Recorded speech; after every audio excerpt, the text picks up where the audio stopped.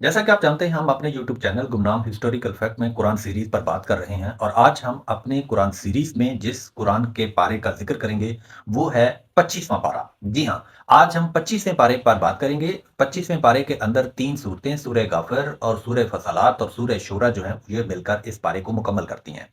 तो आइए जानने की कोशिश करते हैं सूरह गाफिर का वो हिस्सा जो कि 25वें पारे के अंदर है। इसके अंदर किस बात पर बात की गई है?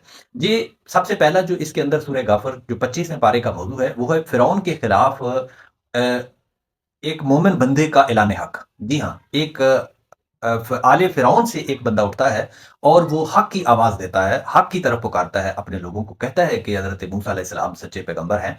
तो ये उसकी तरफ जो है वो पहला मौजू इसी की तरफ है। आले फिरौन के अंदर हजरत मूसा अलैहिस्सलाम की हमायत की हक गवाही देता है, हक की गवाही देता है और कौम को समझाता है कि यार ये दुनिया आर्जी है, आप ऐसा ना करें, आप बेहतर आखिरत की जो है वो फिक्र करें। अल्लाह ताला कुरान करीम के अंदर सूरह गाफिर के अंदर उस बंदे के अल्फाज कुछ यूं बताते हैं कि वो क्या कहता है, वो कहता है या कौमी इन महाजल हयात दुनिया मताउन व अन्नल व इन अल आखिरा हिया दारुल करार। यानी वो बंदा कहता है कि ये दुनिया फानी है और हमेशा हमेशा का जो ठिकाना है वो कल क़यामत के दिन होगा। तो इसलिए ऐ मेरी कौम मेरी बात सुन लो। लेकिन वो लोग, वो जालिम लोग उसकी बात नहीं सुनते। इसके बाद जो दूसरा मौजू है वो क़यामत के दिन काफिरों का अंजाम बताया गया है। इसके अंदर बताया गया है कि जहन्नम जो है उसके अंदर काफिरों को अ, चीखना, चिल्लाना और फरियाद करना जो है उनका बेकार जाएगा, वो कबूल नहीं होगा। जब इंसान इस दुनिया में जब तक रहता है वो तौबा कर ले तो अल्लाह ताला उसकी तौबा कबूल करता है। लेकिन जब इंसान इस दुनिया से रुखसत कर जाता है और फिर वो इस बात की तमन्ना करे कि काश उसे फिर जिंदगी मिले और वो जाए और वो अपने गुनाहों की माफी मांग ले, तो वो मंजर दोबारा नहीं आएगा। जिंदगी इंसान को एक बार मिलती है, बार बार नहीं मिलती। यही कहा गया कि अगर जहन्नम के अंदर जाने वाला शख्स, जहन्नम के अंदर जाने वाला जो काफिर होगा, वो चीखेगा, चिल्लाएगा, रोएगा, पीटेगा, लेकिन उसकी फरियाद बिल्कुल कबूल नहीं होगी, क्योंकि वो अपने गुनाहों का इतराफ भी करेगा। हत्ता कि वो शख्स जो काफिर होगा वो जहन्नम के अंदर जाने के बाद वो अपने गुनाहों का इतराफ भी कर लेगा, लेकिन उसका कोई फायदा नहीं होगा। अल्लाह ताला कुरान करीम के अंदर सूरह गाफिर के हिस्से में फरमाते हैं वहुम यस्तरिखून फीहा रब्बना अखरजना नामल सालिहा। यानी अगर वो, ए अल्लाह तू हमें यहां से निकाल के एक बार वापस भेज सही, फिर देख हमारे अच्छे काम कैसे हैं। ये इंसानी फितरत है, इंसान ऐसा ही करेगा। इसके साथ जो है तीसरा बड़ा मौजूद जो सूरह गाफिर के अंदर इस 25वें पारे के अंदर आता है वो है कायनात के अंदर अल्लाह की निशानियों पर बात की गई है। जी हाँ, कायनात के अंदर अल्लाह की निशानियां क्या हैं? अगर इंसान सोचे तो जमीन आसमान की तख्लीक, ये अगर सोचें कि जमीन इतनी बड़ी किसने पैदा की, ये आसमान जो हमारे ऊपर छत है ये किसने बनाया, फिर ये दिन और रात का बदल जाना, कभी रोशनी और कभी तारीकी, ये क्या कौन पैदा करता है, फिर बारिशों का नाजिल होना, फिर जिंदगी के अंदर नशोनुमा होना, इंसान का बच्चे से बड़ा और बूढ़ा हो जाना, ये क्या है? ये अल्लाह ताला की ये कायनात की निशानियां ही तो हैं। अल्लाह रब्बुल इज्जत कुरान करीम के अंदर सूरह गाफिर के इस हिस्से 25वें पारे में यही इंसान को समझाते हैं कि याद रख इंसान, अल्लाहुल्लज़ी जअल लकुमुल लैल लितस्किनु फीहा वन्नहार मुबसिरा। यानी ए इंसान, ये तेरे लिए ये जो रात बनाई है और ये जो दिन बनाया है, ये इसका एक मकसद है।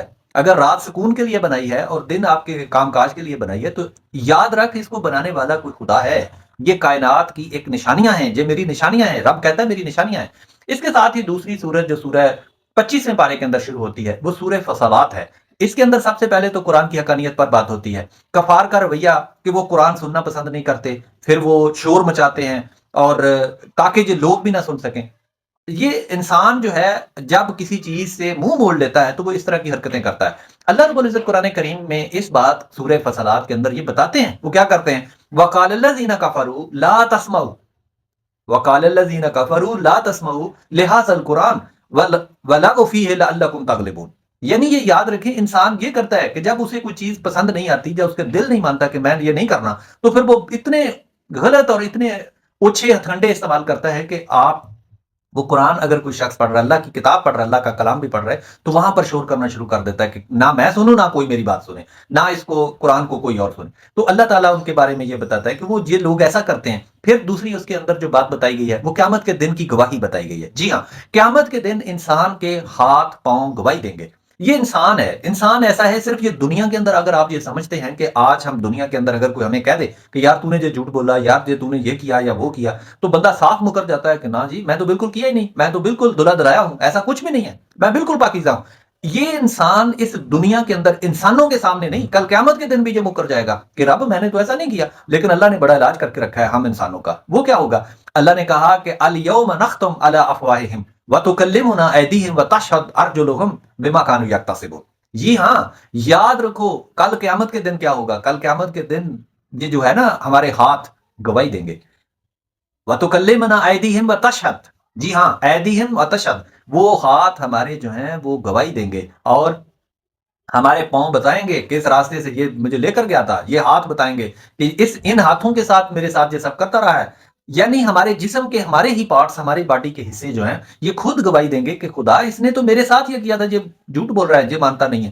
کل قیامت کے دن یہ منظر ہوگا، یعنی انسان اس وقت پھر شرمندہ ہوگا کہ جن اپنے جسم، اپنی روح، اپنے اندر کے جو دل، اور پھر اپنے ہاتھوں اور ان زبان کو تسکین دینے کے لیے، سکون حاصل کرنے کے لیے جو کچھ وہ کرتا رہا، آج تو وہی اس کے خلاف گواہی دے رہے ہیں، تو پھر انسان شرمندہ ہوگا۔ اسی طرح جو ہے آپ تیسرا موضوع جو ہے وہ ہے کائنات میں اللہ کی نشانیاں۔ جی ہاں، سورہ فصلات کے اندر جو تیسرا موضوع کائنات میں اللہ کی نشانیاں، نشانیاں کیا؟ اللہ رب العزت بتاتے ہیں کہ آسمان زمین کی تخلیق کرنے والا انسان ذرا غور تو کر، یہ کر کون سکتا ہے؟ کیا تیرے اندر اتنی اوقات ہے کہ تو یہ چیزیں پیدا کر لے؟ ان کو پیدا کرنے والا جو ہے وہ خالق ہے، یہ ایک نشانی بتائی گئی۔ پھر بتایا کہ یہ جو ہوائیں چلتی ہیں، اے انسان تو کبھی غور کرتا ہے؟ کہیں تیز کہیں آہستہ ہوا چلتی ہے، تو ان ہواؤں کو چلانے والا کون ہے؟ کسی انسان کے بس کی بات ہے کہ وہ ہواؤں کو چلائے؟ نہیں، بالکل نہیں۔ پھر بارشوں کے برسنے کی بات ہوئی کہ اب یہ بارشوں کو برسانے والا کون ہے؟ وہ بھی تو خدا ہے۔ اللہ رب العزت قرآن کریم کے اندر سورہ فصلات میں واضح طور پر فرماتے ہیں کہ میری نشانیاں کیا ہیں؟ فرمایا وَمَنْ آیَاتِهِ أَنَّكَ تَرَىٰ الْأَرْضَ خاشعاً فَإِذَا أَنزَلْنَا عَلَيْهَا الْمَاءَ اهْتَزَّتْ وَرَبَتْ، یعنی یہ آسمانوں سے جو بادل برستے ہیں یہ کون برساتا ہے؟ یہ خدا ہے، یہ ہے رب کی نشانیاں۔ اس کے ساتھ ہی جو 25ویں پارے کا جو آخری سورہ ہے وہ سورہ شورا شروع ہوتی ہے، اس کا ابتدائیہ جو ہے وہ اس کے اندر ہے۔ تو سورہ شورا کے اندر جو ابتدائیہ ہے وہ قرآن کے یہ بتایا گیا کہ یہ وحی کے ذریعے نازل ہوا ہے۔ نبی اکرم صلی اللہ علیہ وسلم کو باقاعدہ تسلی دی گئی کہ یہ جو قرآن ہے یہ اللہ کی طرف سے ہے، یہ آپ اس لوگوں کی باتوں میں نہ آئیں، لوگوں کی باتیں نہ سنیں، یہ اللہ کا کلام ہے، یہ اللہ نے نازل کیا۔ اللہ قرآن پاک میں فرماتے ہیں اس سورہ شورا کے اندر وَقَذَلِكَ أَوْحِينَا إِلَيْكَ قُرْآنًا عَرَبِيًّا لِتُنذِرَ أُمَّ الْقُرَىٰ وَمِنْ حَوْلِهَا۔ جی ہاں، اللہ گواہی دیتا ہے کہ اے میرے بندے، اے میرے پیغمبر، یہ میری طرف سے ہے، آپ بے فکر رہیں، اگر کوئی مانتا ہے تب بھی، اگر نہیں مانتا تو تب بھی۔ اس کے ساتھ ہی جو دوسرا سورہ شورا کا موضوع ہے وہ ہے اللہ کی قدرت اور حقانیت پر بات ہوتی ہے۔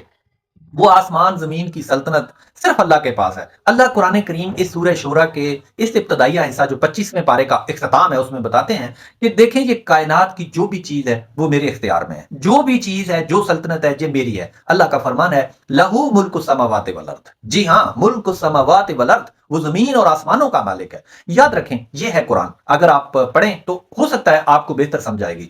ہماری کوشش ہے اللہ تعالیٰ آپ کو اور مجھے قرآن پاک پڑھنے، سمجھنے، سوچنے اور اس پر عمل کرنے کی توفیق بخشے۔ آمین ثم یا رب العالمین۔